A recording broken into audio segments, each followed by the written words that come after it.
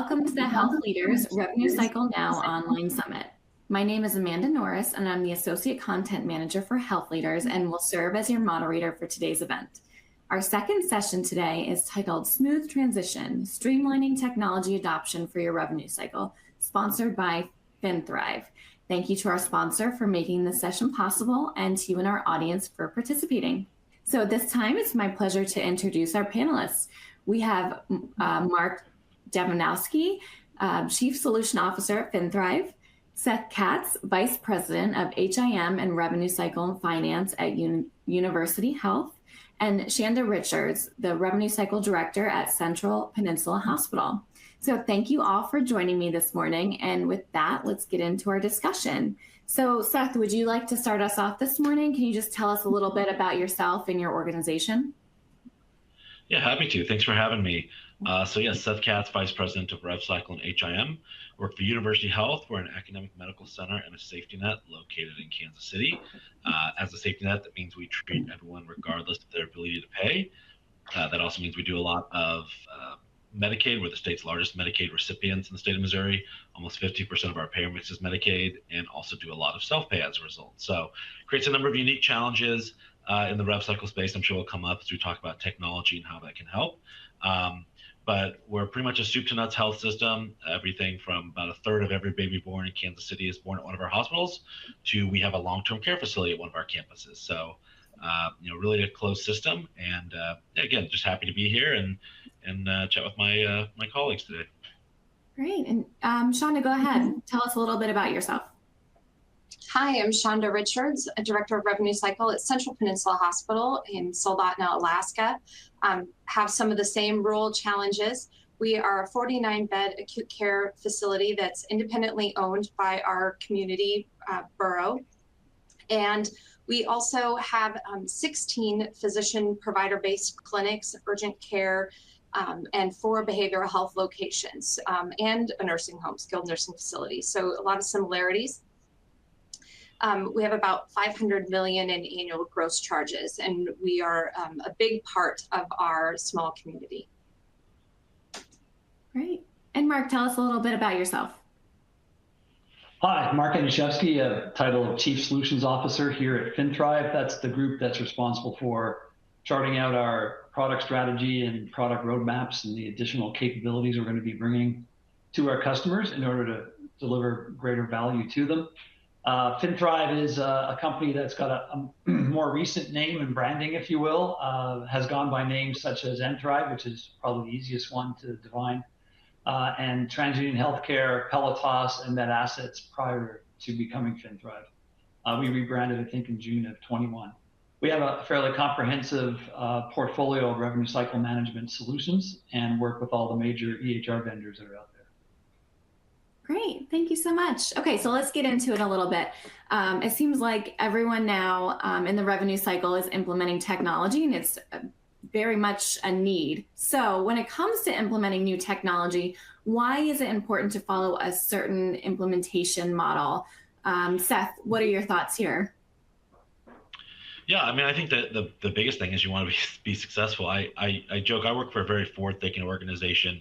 We like to be first with a lot of technology, with a caveat of sometimes in rev cycle, we're not as keen because I want to make sure we get paid every other Friday.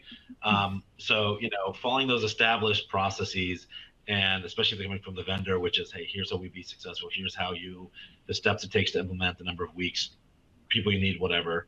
Because we want it to be successful. This is an area where, for a hospital like us, and it sounds like my colleague Shanda, that we might run some pretty thin margins sometimes. And so anything that's going to impact cash negatively, anything that's going to slow down our revenue cycle, is a problem. And so when we implement technology, we have to make sure that it's ready to go day one, that we're not like, well, we're going to turn it on and work through some growing pains and get there. We need to be successful out of the gate.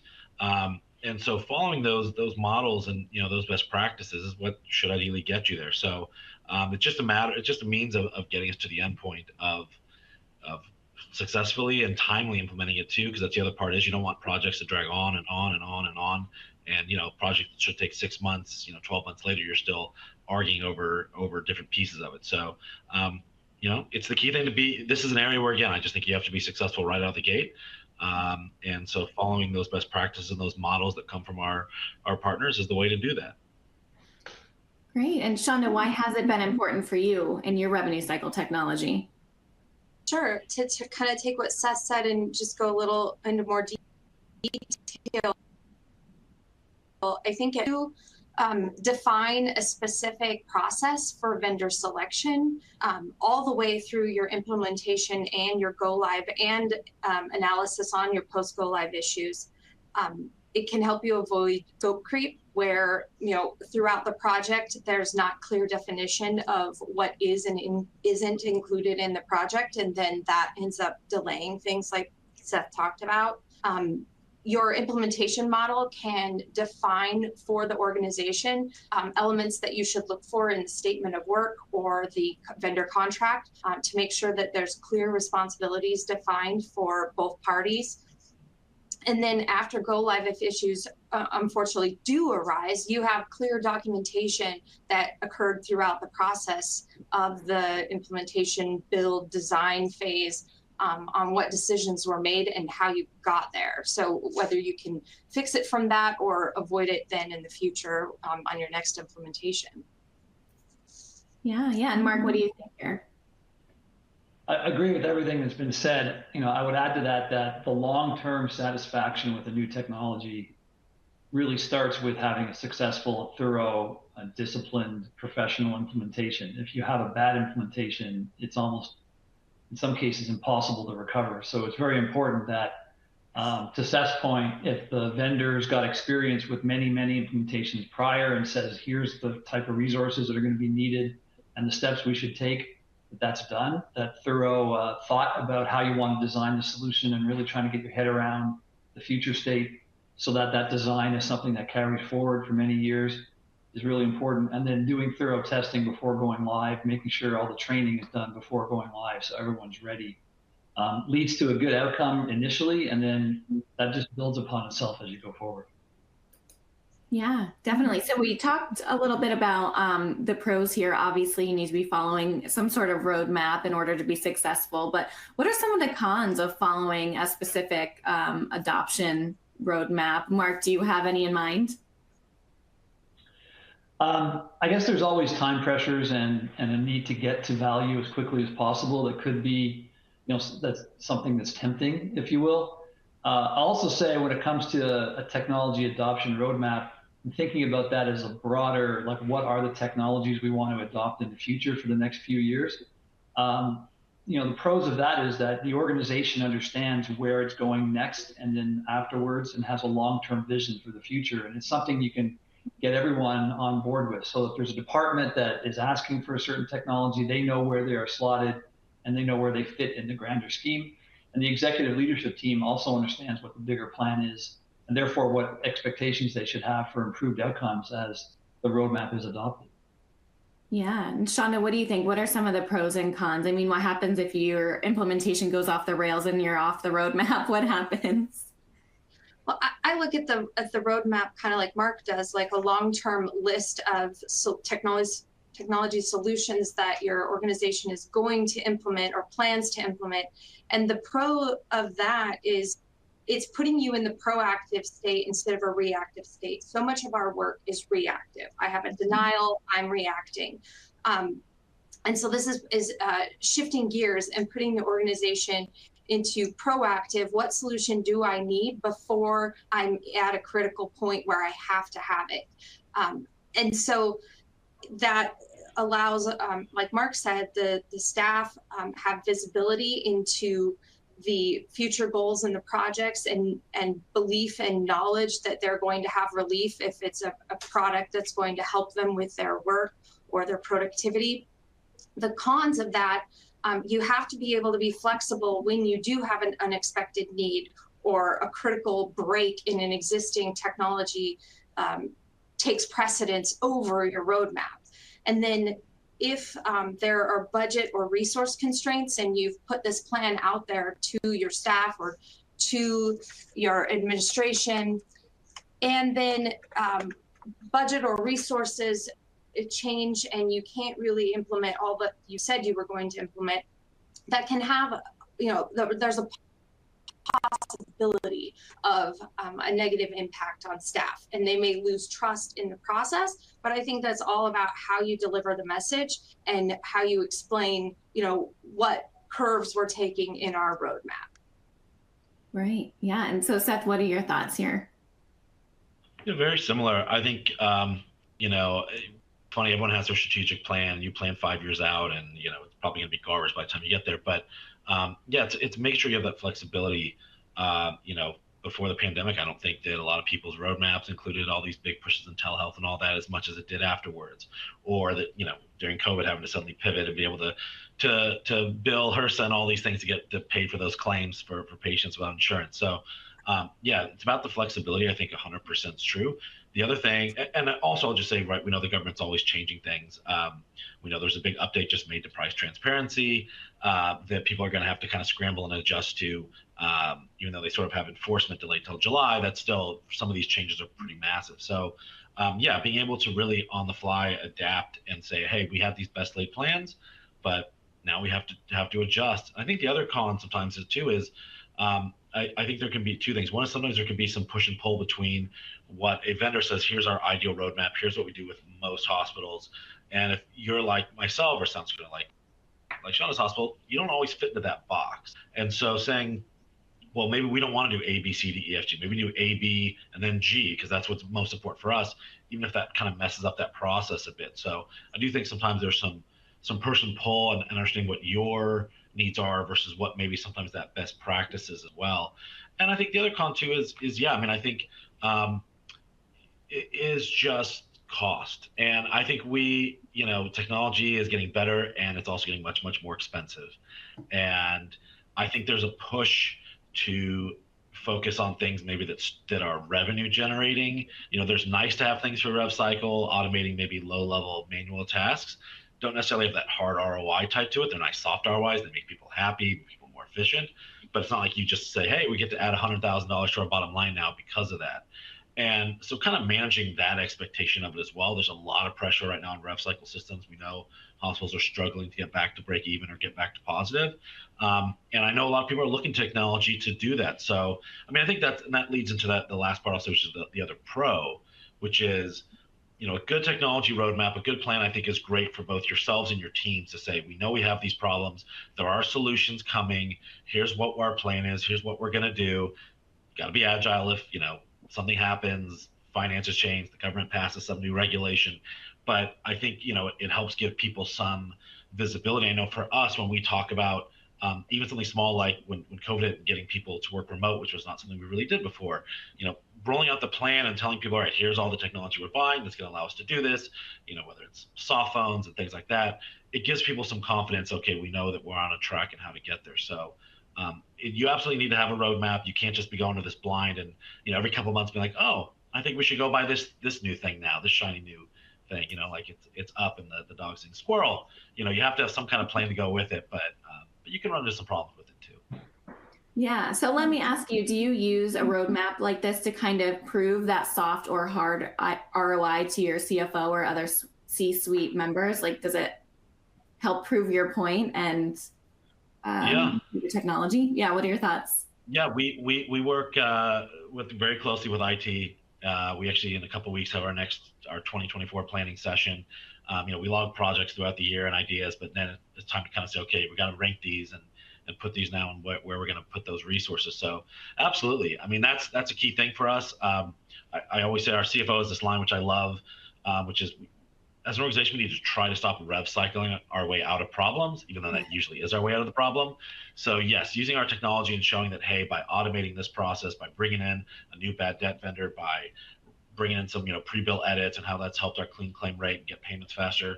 Yeah, absolutely. That helps you show, hey, we invested in this road, we put this roadmap together, we invested in the technology, we implemented it correctly, and we received these benefits. Yeah, Shonda, have you seen the same thing? Is it helpful for your C-suite and proving your point? Oh, definitely. From a budgeting standpoint, forecasting, from the aspect of requesting project management resources, we've gone through the process of using the FinThrive revenue cycle adoption model and been able to kind of assess what we do have and what we don't have, and then build that out into a map with a plan that we've presented to the CFO and to the entire C-suite. And then, other stakeholders then have visibility into what our plan is, instead of just thinking that we're coming and asking for something else. Right. Good. Perfect. So what are the biggest challenges you see when implementing new revenue cycle technology, and how can these challenges be mitigated? Seth, you said about price transparency and those changes in regulations. So would you say that's obviously one of the larger challenges here? Yeah, it is. I think our biggest challenge is budget and resources. And I feel like, you have these like price transparency that sort of just came up, and we knew there was going to be some changes that it didn't get finalized until late November. So yes, now you sort of have to pivot and say, okay, we have to adapt to this now. We have to shift things around.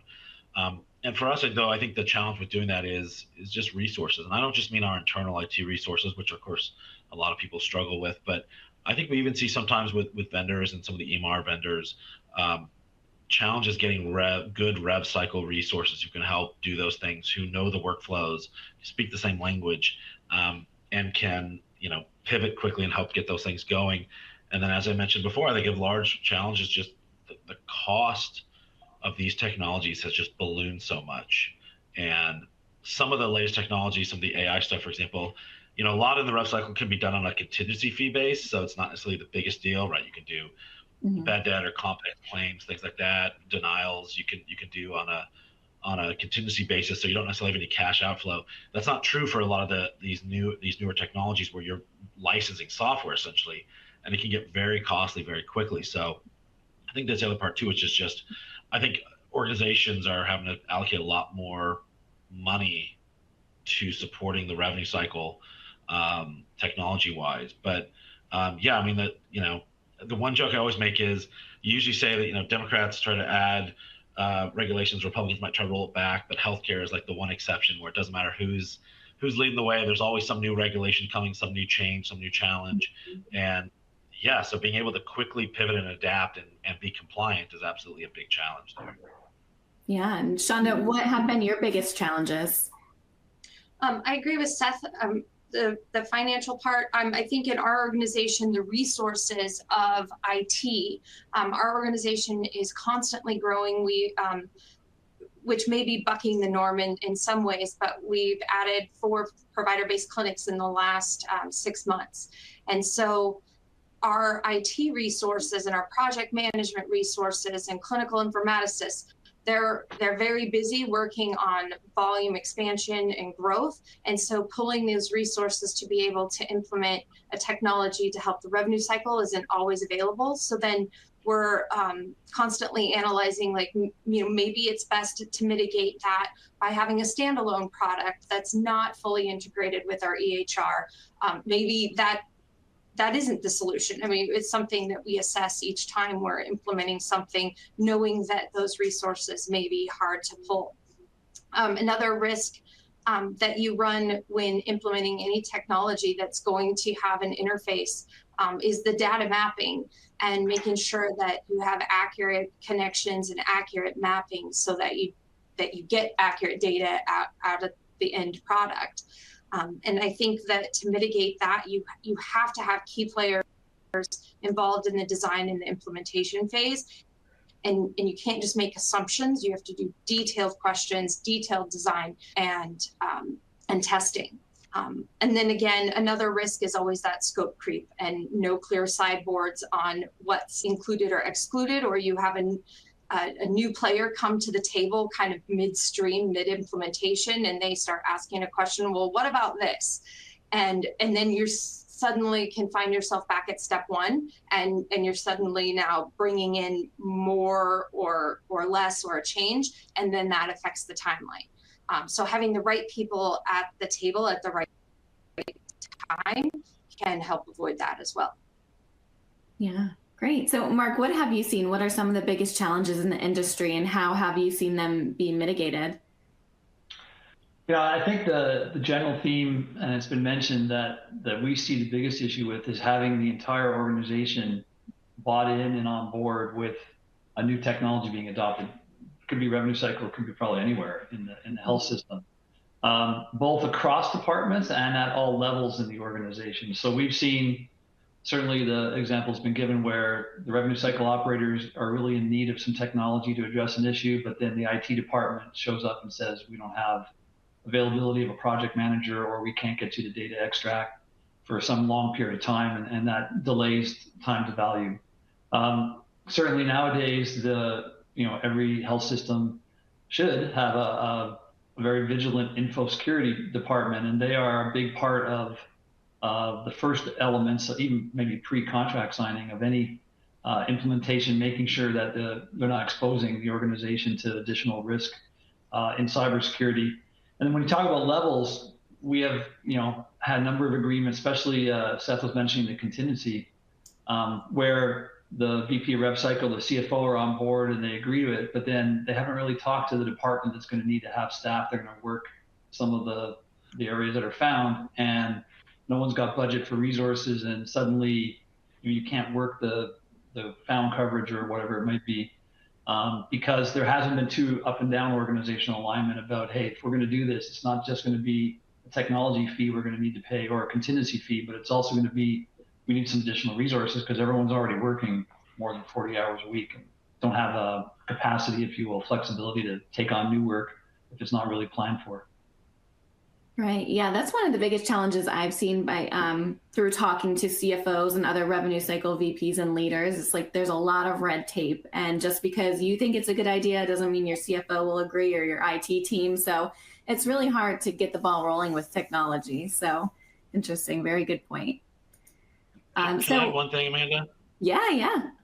Mark said, yeah, I think the other thing too for us that sometimes is that challenges, and I think unfortunately we've seen this, anyone who's read in the news on LinkedIn, on Becker's, you've seen some large health rev cycle type companies that have gone under recently. But, I do think there's also sometimes with scope creep also is that over promising. And I think, technology is great and, but we're a long way away from, implementing something and, it's so autonomous, everything that I can just, put my feet up, eat my bonbons, and it just hums along. I think sometimes there's some over promising and belief of what that technology can achieve. And it gets people thinking, oh, well, it's going to completely solve everything. And you forget, there's still the process, that people person that are part of that have to get tied in.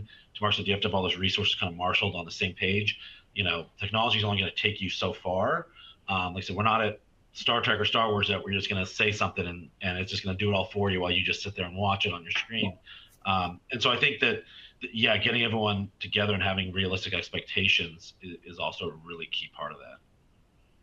Yeah. So let me ask you, do you use this roadmap to not only hold your own team accountable, but to hold those vendors accountable? Do you say, like, you need to be here at this time, and if not, it's game over? Have you done that?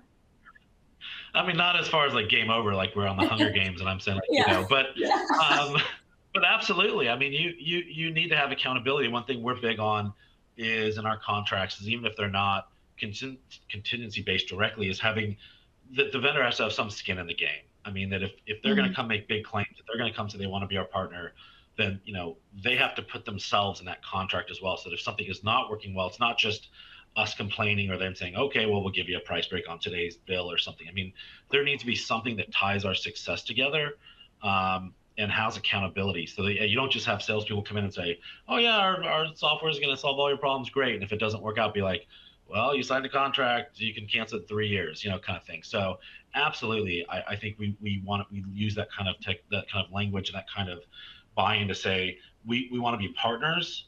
But partnership means that there's a shared risk there and there's a shared accountability for the success of the project.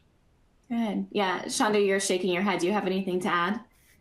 I'm just sitting here thinking to myself, very well stated. Yeah. Good. Mark, anything to add? No, not on that topic. I think it's been said. All right, perfect. So we talked a little bit about the C-suite earlier, but when it comes to discussions with the C-suite, where can revenue cycle management planning be applied? Mark, do you have any thoughts here? Yeah, we've been talking at it, or I've mentioned it a couple of times. I think at the C-suite level, I have my own little particularity where if I'm in a discussion with someone who says I have some issues and they get past number 2 or 3, I tend to ask them how many are there in total and where are we in this discussion. I think with the C-suite, and Shonda mentioned it, if you come and say, I have a problem with, I think my charge master is, uncompliant, so I want to adopt some charge master compliance technology, they would probably deal better with understanding where that fits in your overall plan. And is this the one last thing you need and then you're good? Or is this, one of 5 and here's how you prioritize them and the timing of when they're going to get adopted and how much each is going to cost. So I think from a C-suite perspective, having a longer range plan and being able to talk in that term or along those lines really helps with giving them a picture of where you're at in the journey and where you want to go and what the larger ask, if you will, is going to be over the next several years. Yeah. And Shonda, what are your thoughts? Yeah, that long range, when your organization is doing its overall strategic plan, the roadmap can be included in elements of that. Even especially areas of technology that benefit the patient, online scheduling or the ability to check in remotely instead of meeting with a patient access services person, those types of things where it affects the patient and not so much the billing staff. Of course, the annual budgeting process, and when you're putting in your project management requests, our organization, is doing and looking at those project management requests just like a capital budget, where we're putting in those requests a year in advance so that they can map out their resource timelines.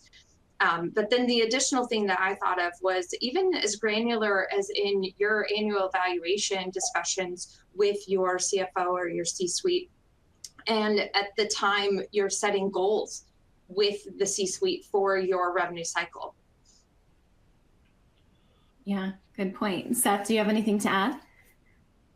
Yeah, I think 2 things. I think one is, I think we've definitely seen a growth over the more recent years where RCM is playing a larger role. The C-suite's not just, oh, that's the CFO and they're handling it, and maybe there's some bleed over with the CIO because there's some technology pieces to it, but it's become sort of the cornerstone for so much of the operational side.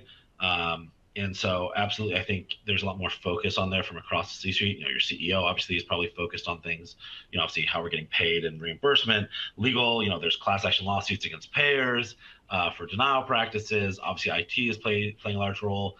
Your chief medical officer with, how are their billings working and what are they doing to make their systems go faster? Marketing, I think Sean brought a great example where people don't think about the connection to rev cycle, which is patient access. It doesn't matter that you're not standing in front of me, I'm checking you in. It's still that I'm going online, self-scheduling myself, checking myself in, loading my insurance, paying my copay online, paying my bill online, all those sorts of things together. How much RCM is really, going throughout our system now. And I think in the past, I can definitely speak for our organization. Sometimes it felt like rev cycle was maybe an afterthought for a lot of projects if it didn't feel like it had a direct tie. And that's becoming less and less the norm, which is a great thing. I think people are recognizing, no, we need these people at the table. So if we're going to roll out a new service line, it's not just, well, I got to buy a new C-arm, I got to hire these doctors, this nurse, this whatever. It's also, how do I charge for this? And what do people pay for it? And do I have to have more staff now because we have to do more prior auths for it, or all those sorts of things. So I think it has bubbled to the top. And then the flip side, as I said, it's our CFO sort of jokes about this, and I think wishes it wasn't the case. But when budget season comes and we have that gap, a lot of times the eyes turn to rev cycle and say, okay, how are you going to close it? And so there's a lot of focus on it, at least like I said, our organization from a budgetary standpoint, looking at what are ways we can, through lowering denials or being more efficient or using price transparency data to negotiate higher rates, whatever the case might be, to help shrink that gap that the C-suite needs to get the budget approved. So, but I think there's a lot more focus on it, which is a great thing. It doesn't just feel like it's just a finance thing, that it's much more ingrained in the organization. Great. Yeah, good point. So most organizations have incumbent RCM technology. So what consideration should be taken when looking to implement a new revenue cycle solution? Mark, you've worked with a bunch of organizations across the board. So what have you seen here? Yeah, I mean, I will say I'll offer a couple of comments, but we'll defer to Shonda and Seth on what they look for. That said, I do think you have to look at a new technology, how it's going to fit with the current solutions and how well it integrates. Certainly, we're very conscious of the fact it needs to integrate and be complementary to the core EHR patient accounting system that's being used. So that's a big consideration. We like to think that there's an opportunity now to do some vendor consolidation because there are some significant vendors that have fairly broad portfolios. We think FinThrive is amongst those. And managing 25, 30, 40 different vendors across your revenue cycle, each department may have their own favorite best of breed they've chosen, but it is time consuming and ultimately it's more costly. And so we think a couple of things there around EHR integration and vendor consolidation are areas that should be looked at, as well as the reputation of that vendor in the long term and whether they can prove that they consistently drive positive outcomes, improve KPI performance as you go forward. Yeah. Seth, what are your thoughts? Yeah, I think it's it can be a challenge both ways. I think a lot of times people's first inclination is to go to their current vendors and say, hey, I have this problem, can you solve it, or what do you have to help? And yeah, I think sometimes there is a concern about switching things out because kind of what Mark said and Sean said earlier, right? The interfaces and all the work and how everything's going to play together is such a big deal. There's a lot of risk there. Like, I sort of say tongue in cheek, like we want to make sure people get paid every other 2 weeks, but we want to make sure people get paid every other 2 weeks. So, there's some risk to doing that. And so usually like when we talk to companies like FinThrive or some of the others who sponsored today's events, you're looking at it on twofolds. One is just, if I switch, like what are my benefits? What am I getting out of this? What is the value proposition they're offering that I can't get with my current vendor? But number two, I think also this goes back to the earlier comments about how does that fit into a larger strategy? Because I think DeMarc made a great point. Us, like I'm sure many hospitals, want to find ways to consolidate vendors. We don't want to have 10 vendors for 10 problems. I want one vendor for 10 problems. And so, if I go with company X to solve my charge master issues, is that their only offering, or do they have other things too that over time we could build along? And so, you have to take all those things into under your radar, and then understand too, if you've been a long-standing partner with somebody, that can also be a little awkward to have to leave them. But if they're not meeting your needs, not meeting your needs. But I also think the X factor here for at least for us is always to our EMR vendor, and what is their strategy in all of this, and do they have partners they recommend or not, or that they support better or not? That can always sometimes be a challenge because we know some of those vendors can be a little, the EMR vendors can be a little fickle about third-party access and things like that. So it can be a challenge, but I think that you have to be open to it. I mean, you can't stay flat-footed and just say, well, we've been with Bugs Bunny CDM for 20 years, so we're just going to keep going with them. You always need to be looking to be more efficient and get the latest and greatest technology. So, but it presents, obviously some challenges in doing so. Yeah. And Shonda, are your feelings pretty similar? Very similar.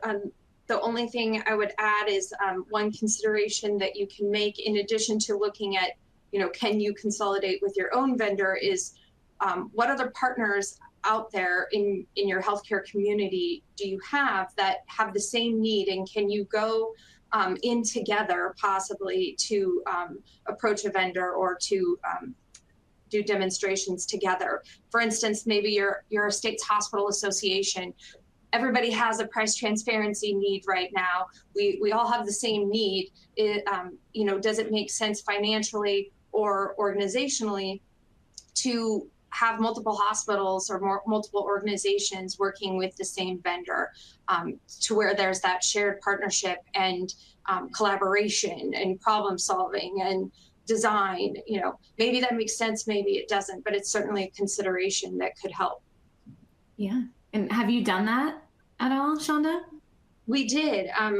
Cool. I think probably about 4 or 5 years ago, and it was in the price transparency field when those laws first came out. Our state hospital association has a reimbursement and finance committee, and so CFOs and high-level revenue cycle people from several hospitals in our state all attend this monthly meeting. And so we had put together a team to have, I think, if I remember correctly, maybe 2 or 3 different vendors present their solutions to the price transparency online, machine readable file and all that, to our hospital association committee at the same time. So all the hospitals got to watch, and then we kind of, it was totally up to each organization whether they wanted to use that vendor or not, but there certainly was probably some impact in pricing because several went with that vendor. We didn't end up going with that vendor at that time, but we did it in-house. But I think there was some impact, positive impact to the pricing. And then just like I said, that with implementation and design. Nice. Yeah, that's a really interesting strategy. Very neat. Thank you for sharing. Okay, so what are some KPIs or benchmarks that revenue cycle leaders should use when implementing new technology, and why? Seth, do you have anything in particular, a standard KPI or benchmark that you use? I mean, it kind of depends on the area, but like, let's say it was something that impacted, like, you know, how quickly we get claims out the door or impacted denial rates. So, you know, for example, we did implement a new CDM technology early this year to help find more missed charges, charged on the wrong account or stuff like that. And so, you know, yeah, we want to track what was our missed charge rate by month. And so we've been able to see how many we've been able to catch and correct before it hits an edit or, you know, goes out the door or anything like that. So it really is tied to the specific use case for whatever we're purchasing. When we did some robot process automations prior auths, we were looking at, okay, you know, one, how quickly until it could start trying to do some of those, and then how many prior auths was it completing each month. So yeah, absolutely. You want to have some measurable quantitative metric or two that you can tie to it.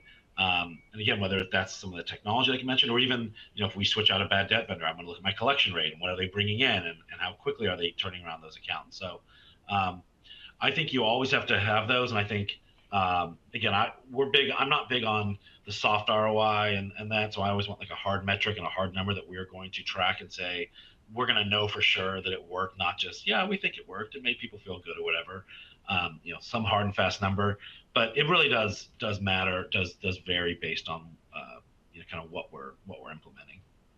Yeah, interesting. And I'm sure your C-suite appreciates that too. I mean, it's hard to make a case for a technology when you have a very soft ROI, right? So yeah, they don't usually approve soft ROI, so that's not really usually a problem. Yeah. Shonda, what are your thoughts here?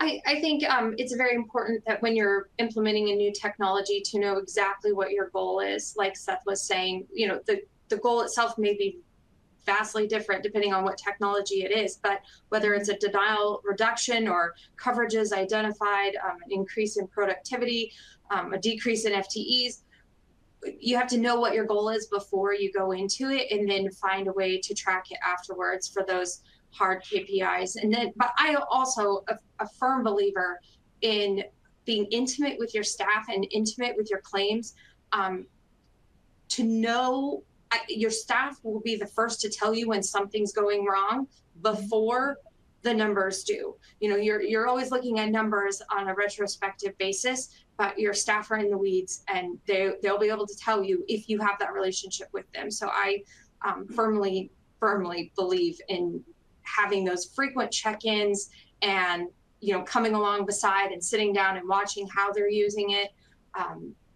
and know the stories behind the numbers. Yeah, and open communication. Yeah. And so, Mark, what are some KPIs or benchmarks you think that revenue cycle leaders should use? Yeah, well, first I want to say I love that point from Shonda about being close to your staff to get an early warning, if you will, versus the retrospective measures. I think I agree with Seth and Shonda that depending on what it is you're implementing right in front of you, it's going to have its own unique set of KPIs or measures. So if it's denials, you want to reduce denials. If it's CDM, you want to find missing charges or compliance issues. If it's the front end, you want to make sure 100% of, you know, patients before they got seen had eligibility check.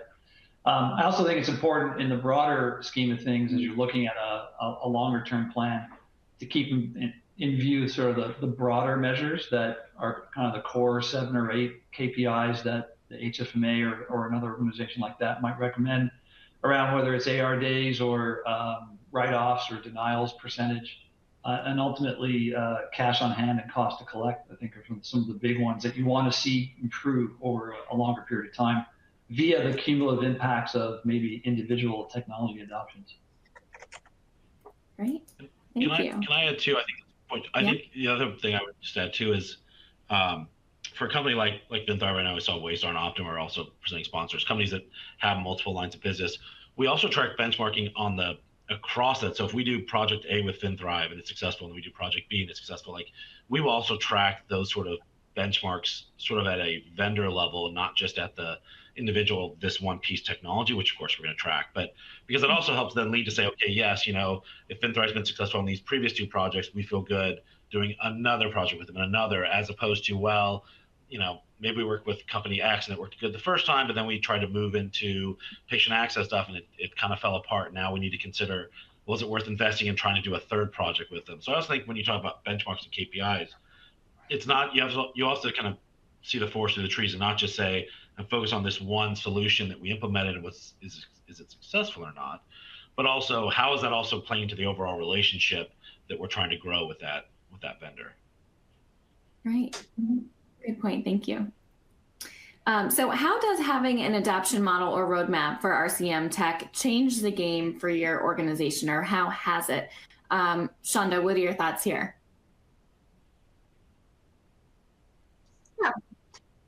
So the word strategic over and over, but it's that strategic long-term technology planning instead of technology purchase to solve an immediate problem. Back to the proactivity. And the fact that it's an opportunity for coordinating with other partners, other hospitals, other organizations that all have a common need. And because you're doing it in advance, you have the time to be more thoughtful and thorough about it instead of you have a crisis and you're trying to solve it right now, and you may more quickly choose a vendor instead of doing appropriate comparisons and demonstrations and choosing the overall right vendor instead of just one that can come in and solve it right this second, so they promise.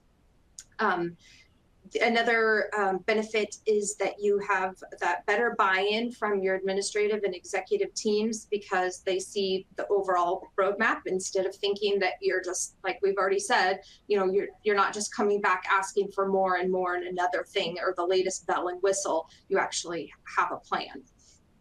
And then overall, just less anxiety from your frontline team, that they know what the plan is, they know the steps to get there. They're not as afraid of change because they're seeing it laid out for them in advance instead of just being told like this short term, I have an upgrade coming and all my screens are going to change and I don't know what it's going to look like and I'm going to come to work on Monday and everything's going to be different.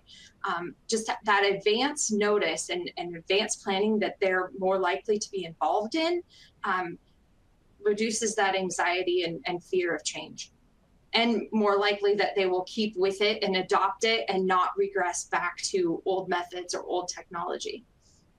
Yeah, that's a good point. That's one pain point I've heard a lot from other leaders is that pushback from staff can, really hinder technology for sure. Okay, Seth, what are your thoughts? How has having a roadmap or an adoption model changed the game for your organization? Yeah, I think it's a lot of the same. I think the 2 key parts, one is, you kind of know what you're doing. You're not just throwing darts at a board. I mean, it shows, especially when you're asking for large sums of money or more resources, whatever the case might be, it shows, we have a plan. We have a vision of where we're going. We've thought this through. We're not just, I went to a trade show, saw something really cool, and I want to buy it, right? There's a lot of thought goes into it. I think Sean is right. I mean, one thing we like to do when we do our planning for this is, we get kind of all my directors together, so it doesn't matter if it's HIM and patient access, central access, professional billing. And we talk about, look, the next year, 2024, like, we can't do everything. Here's a list of all the projects. We're going to put them on sticky notes kind of on the wall and be like, let's start prioritizing them. And obviously, each group has a desire to have their project done first, of course. But it lets you kind of talk through it, like, hey, why is this more important than that one, or should this really be a focus because it's going to drive more cash, or there's a regulatory need. And to Shauna's point, I mean, it's transparent. Like, it lets people know and have a say in what's coming. And even though ultimately kind of comes down to, maybe yourself or your CFO or what the budget office allows or your IT resources, but it doesn't feel like it's somebody sitting in an office saying, here's what we're going to do, and I'm going to force this on you. It allows for participation. And I think it also allows for people to get excited. When you say, hey, we're going to start tackling some AI coding in spring 2024, maybe that excites you. You get to see, hey, here it's coming. We've talked about it. I've learned about it a lot. And now there's an opportunity. It's on the roadmap. This is when we're going to start diving into it. So yeah, I think it gets people excited. I think it's very transparent. It gets people involved in the process. Again, that way you don't feel like to Shauna kept saying, like, you don't feel like you're just reacting to stuff like, oh no, we're having a denial problem, I'm going to find a vendor. Oh no, the government changed a rule, I got to go find a vendor. It lets you try to take a few steps back and say, okay, let's focus on what's important for us. Let's put that out there. And then you can share it with other members of the organization too. Like I said, we share with IT because we need their resources. Share it with our clinics if we need to do something different on their side. Let them have some say in it. So I think it's just about, really ownership and transparency for people. And again, just gives people that calming sensation of, okay, we have a roadmap. We know where we're trying to go. We know things are going to come up and we're going to have more than a few detours. But, again, you have a plan that's been thought out, and you now just have to go execute. Great. And Mark, what are your thoughts? What have you seen? Yeah, I echo everything that Shonda and Seth have said. I mean, to sum it, or at least in my words, it's a roadmap or a blueprint that the entire organization can understand, get behind, need to be ready to deliver on, regardless of where they are in the organization, however they may be involved. And that staff alignment, so not only do they have less anxiety maybe about what's coming Monday morning, but they may even have improved satisfaction and see that this is a great place to invest from a career perspective and stay with longer by knowing where they're headed. I will add that we recently launched an adoption model with HFMA, and one of the things it does provide you also with is it gets to measure and benchmark where you are in an organization compared to others in a 5-stage adoption model. So you can sometimes you pleasantly find out that you're further along than you thought you were, and sometimes you find out that there's more to be done and have a better path going forward. And that creates a better dialogue, I think, also with the C-suite as terms of where you are and where you'd like to go as you move forward. Great. Yeah. Well, thank you guys so much. And thank you once again for an excellent discussion. So this now brings us to the Q&A portion of the program. So we would now like to invite you to ask live questions of our panelists. So as a reminder, to submit a question, click on the Q&A widget at the bottom of your screen. It may be open already and appear on the left side of your screen, but please note that your questions will remain anonymous and will not be viewable by other audience members. So we have one question here. It says, in planning to transition from one system to another, how much cash reserve should an organization have on hand to continue operations during the transition period?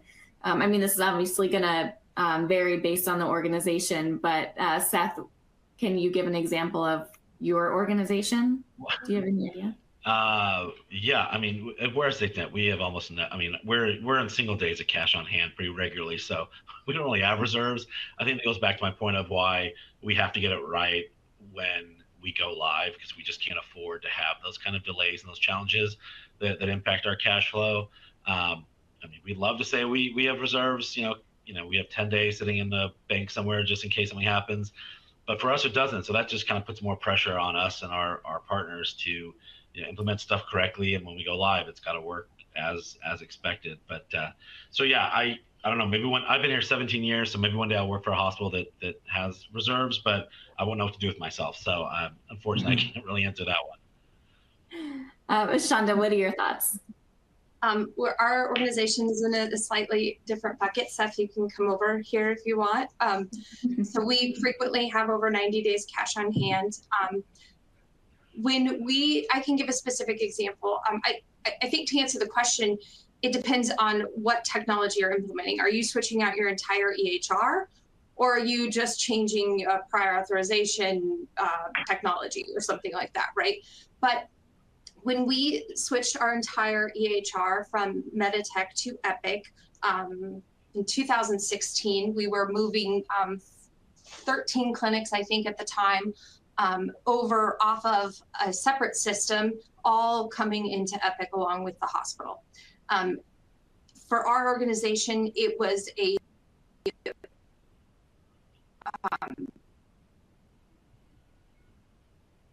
4-month AR peak, and it's really good.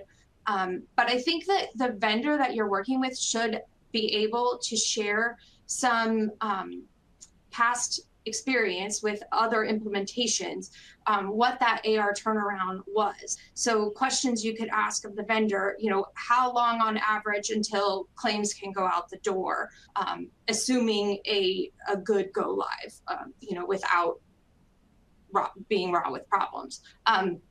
So I think, I guess my answer is to talk to the vendor that you've selected about their past experience to get an idea of how many months that turnaround to get back to normal might be, and then look at, you know, what is the monthly cash that you need in order to fund operations, and then do the math to figure out what reserves you would need. Perfect. And Mark, did you have anything to add to this one? Yeah, I'm certainly not an expert in this area. I will say, you know, many sort of technologies can be adopted have an upside to them in terms of being able to attain a little bit more yield on revenue, but don't really have a downside risk. And so there's not necessarily a concern about cash on hand there. And there are some that are right in the middle of the heart of the revenue cycle, particularly thinking of claims and clearinghouse, where you probably do have a risk that, you know, things are mapped correctly and claims can go out and remits can come back, where you would want to take a look at what your expected impact, if any, to your AR days would be and have some cash on hand. I do remember, and I'll age myself, I was around for the Y2K discussions, and I did hear a consulting firm telling a group of CFOs at a HIMSS that they should have 6 months on hand for Y2K, and that ended up being a nothing burger. So you never can tell. Yeah. Great. So our last question is, it would be for Mark. You mentioned the 5 steps for a roadmap or implementation. Can you explain those, broadly explain those 5 steps? Sure. It was more like, 5 stages. So we worked on, similar to the EHR adoption model, and I can't remember if it was HL7 or someone else that had promoted that, or HIMSS, but around, you know, if you're going to go from medication reconciliation all the way up to sort of, you know, computerized physician order entry, an old term from the past. There was nothing like that in the revenue cycle management world. And so we surveyed over 100 different health systems as to what solutions or technologies they were using, what kind of metrics and KPIs they were seeing in their performance, and use that information to create a 5-stage adoption model, you know, starting at stage 1, where about half of the health systems we believe are sitting at, all the way up to stage 5, where maybe only about 7% are sitting at the moment. It's vendor agnostic, so it's all about the capabilities and not about any solutions or particular product names. And it's something you can get to via our website or the HFMA website. And by filling out a relatively, well, mostly painless survey, it does ask you, are you using a whole bunch of different technologies, and are you using them well, somewhat, or not at all? So you do have to do a little bit of research, and then what your current KPIs or metrics are across those 6 or 7, you know, core foundational HFMA recommended metrics. And then it'll tell you where you're sitting at, and then depending on whether you're at stage 1, stage 2, stage 3, it'll tell you, well, here's the next stage, and here's some of the, you know, 2 or 3 technologies that most of the systems would then move to thinking about adopting next. And so it gives you an ability to create a roadmap or a blueprint for where you want to go with your revenue cycle, and also lets you know where you stand. You may find out that your metrics are exceptional and you're already at stage 3 or 4, and that's not a bad thing to help to tell your CFO or your C-suite about if once you complete it. Or you may find out that you have opportunities to improve, and you can have a dialogue within your group as well as with your management team on, we'd like to move forward and we think we can achieve these better results, and here's the path to do so. Great. And Seth and Shonda, did you have anything to add? I will say that that is the model that our organization has been using. And one additional benefit that we found is not only did it stage us and tell us where we were at and give us that roadmap for the future, but because we hadn't always been strategic, because a roadmap didn't always exist, it showed us and highlighted very easily, very visually, where the gaps that we had were. So, we are further than stage one, but there may be specific technologies that we missed along the way that we don't have, that if we are at this stage, we really should have had those by now. And so we can highlight those as maybe they're not needed for our organization. Maybe we have a different solution, or that's not a priority for whatever reason. But for the few that weren't, it was eye-opening to say, oh gosh, we forgot about, or we never considered this piece of automation or technology. Yeah, and we've also participated as well. I think it's great. A lot of my background actually came out of IT, and so the HIMSS version of that, the MRAM model, was a big deal on the clinical side. I know, like, people reaching those higher levels is a big bragging point, and so I think it's great that FinThrive and HMA have kind of worked on this for the rev cycle side for the same sort of thing, to say, look, there's a lot of technology, there's a lot of innovation happening on this side of the house, and recognizing that, helping giving people that roadmap on here's how you can progress up through those levels. And I think as you hit each new milestone, it's something to celebrate, just like it was on the clinical side of the house for hitting a stage 6, stage 7, hitting a stage 4 or 5 on this one. It's something that people should celebrate and say, look, in some ways, I think it was great to do the exercise. Like Sean said, like, it showed you all the stuff you've done. Like, if you just sat down and said, roll me off everything you and your rev cycle have done in the last 5 years, you probably hit the big things, but you probably forget a lot of little things in between there. And this gives you the opportunity to say, we've done a lot of stuff. Like, we are really far along, and we should be really proud of that, and it's something to kind of celebrate. And so I think it's just a great recognition also. It helps with your roadmap, and also just gives you a chance to really celebrate you and your staff and your organization for how far you've come. Awesome. Great. Thank you. Well, so that's all the time we have for questions today. And in closing, please note that if you registered for the next panel of the summit titled Defeating Denials, Understand the Breakdown and Deploy Better Processes, a live clickable link will appear at the close of this session to take you directly over to that program.